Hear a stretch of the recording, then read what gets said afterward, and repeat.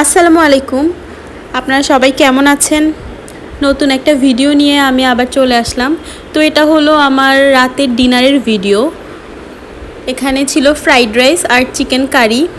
তো এই ডিনারটা আমি বাসায় রেডি করেছি। তো আমার মাঝে মাঝে এরকম খেতে ইচ্ছে করলে টুকটাক বাসায় রেডি করে ফেলি।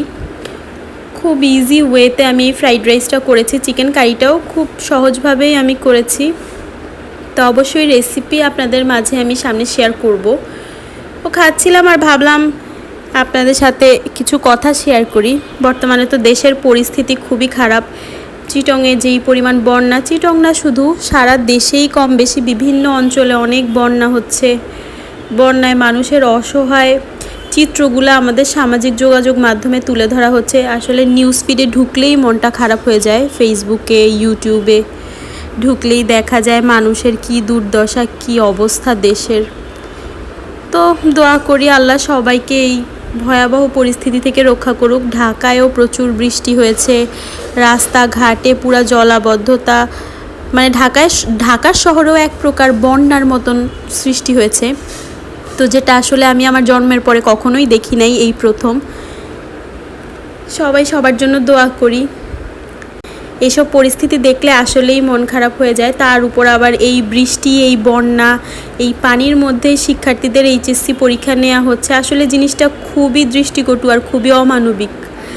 এই অবস্থায় স্টুডেন্টরা যে কীভাবে পরীক্ষা দিচ্ছে বা কিভাবে পরীক্ষার হলে যাবে, কিভাবে পরীক্ষা দিতে বসবে, তারা কি আসলেও মেন্টালি ফিজিক্যালি ফিট থাকবে কিনা এক্সাম দেওয়ার জন্য, এটা অবশ্যই শিক্ষামন্ত্রীর ভাবা উচিত ছিল। যাই হোক, এখন তো সবাই আন্দোলন করছে, পরবর্তীতে কি হয়। আসলে এই ব্যাপারটা খুবই অমানবিক হয়ে গেছে। পরীক্ষার হলে যেতে হলে একটা ফ্রেশ মাইন্ডের দরকার, একটা সুস্থ পরিবেশের দরকার। এই অসুস্থ পরিবেশে দেশের যে অবস্থা, এভাবে শিক্ষার্থীরা পরীক্ষা কোনো মতেই দিতে পারবে না। তাদের মানসিক অবস্থা যেমন খারাপ থাকবে, একদিন পরীক্ষা দিলে পরদিন বৃষ্টিতে ভিজে তাদের শারীরিক অবস্থাও আমার মনে হয় না ভালো থাকবে। তারা পরবর্তী পরীক্ষায় আবার বসতে পারবে। সব কিছু বিবেচনা করেই আসলে পরীক্ষাটা নেওয়া উচিত ছিল, কিন্তু জানি না কেন এরকম হচ্ছে। সরকার কি করছে, শিক্ষামন্ত্রী কি করছে। এখন সবাই আন্দোলন করছে, এইচএসসি শিক্ষার্থীরা। শুধু যে শিক্ষার্থীরা করছে এটা না, এটা পুরা দেশের মানুষের চোখেই জিনিসটা ধরা পড়েছে। সবাই এটার জন্য অবশ্যই প্রতিবাদে যোগ দিচ্ছে, সব শ্রেণীর লোকজনই। তো দেখা যাক পরবর্তীতে শিক্ষামন্ত্রী পদত্যাগ করে কি না।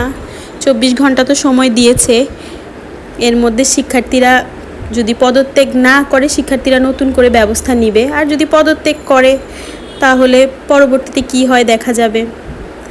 আসলে এগুলো দেখে মনটা খুব খারাপ লাগছিল, এই জন্যই ভাবলাম আপনাদের সাথে শেয়ার করি জিনিসগুলা। আর বন্যা তো ওইদিকে, বন্যার অবস্থাও খুবই খারাপ। সবাই সবার পাশ থেকে বন্যা কবলিত মানুষের পাশে দাঁড়ানো আমার মতে উচিত। যার যেটুকু সামর্থ্য আছে, কেউ যদি টাকা পয়সা দিয়ে পারে সেখানে সরাসরি যে ত্রাণ কিনে সাহায্য করতে পারে। আবার কেউ যদি কিছু না করতে পারে, অ্যাটলিস্ট দোয়াটাও তো করা যায়, দোয়াটাও অনেক কিছু হয়। তো এই তো আর কি, আসলে পরিস্থিতি সব কিছু মিলিয়ে অনেক, কি আর বলবো, এই দেশটার মানে একের পর এক সমস্যা লেগেই আছে। যতদিন না সরকার ঠিকমতো পদক্ষেপ নিচ্ছে বা সরকার একদম নিরপেক্ষ সরকার হচ্ছে, দায়িত্ব জ্ঞানওয়ালা হচ্ছে, ততদিন এই দেশের কোনো সমাধানই হবে না সমস্যার। দিন দিন সমস্যা বাড়বেই। সরকার যখন শক্ত পদক্ষেপ নেবে, একটা ভালো সরকার আসবে দেশে, তখন হয়তো জিনিসটা কিছুটা হলেও পরিবর্তন হবে আশা করি। তো সবাই ভালো থাকবেন। আসলে ভালো থাকবেনই বা কীভাবে, দেশের যেই পরিবেশ পরিস্থিতি ভালো থাকার মতো না। সামাজিক যোগাযোগ মাধ্যমগুলোয় ঢুকলেই এগুলা দেখা যাচ্ছে সব কিছু। তো সব কিছু মিলিয়ে মনও খারাপ, মাথাও খারাপ, মেজাজও খারাপ, সব কিছুই। তো ভালো লাগলে চ্যানেলটা সাবস্ক্রাইব করবেন, শেয়ার, লাইক, কমেন্ট করে পাশে থাকবেন। আজকের মতো এখানেই বিদায় নিচ্ছি। দেখা হবে অন্য কোনো একটা ভিডিওতে। সবাই আমার জন্য দোয়া করবেন, আর যে যার জায়গা থেকে মানুষের পাশে দাঁড়াবেন, এটুকুই আসলে বলা।